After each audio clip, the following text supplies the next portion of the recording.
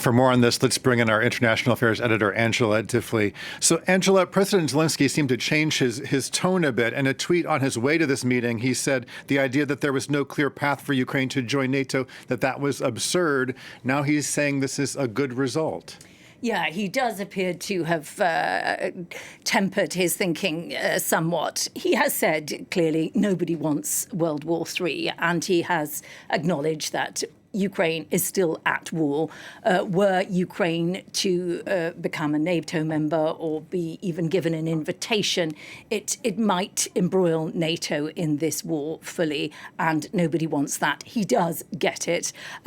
He is always pushing for the most for Ukraine, and it's possible that he used his tremendous persuasive power to try and get the best deal he could. He has. It will also be fully aware that.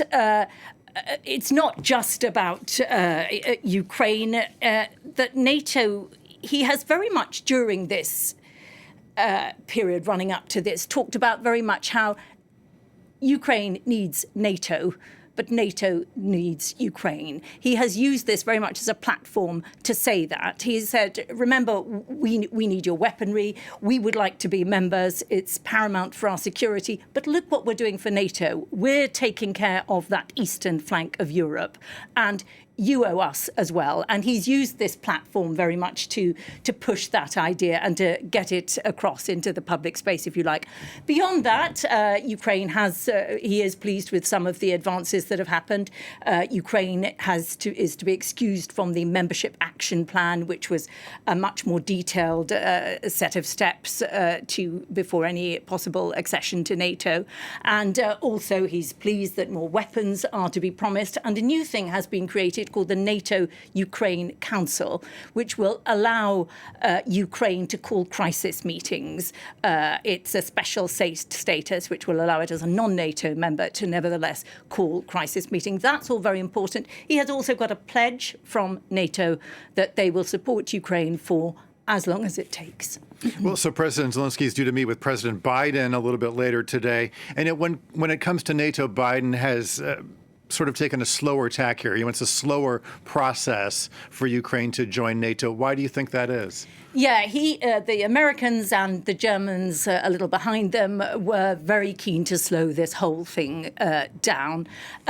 There are two real issues, I think, here.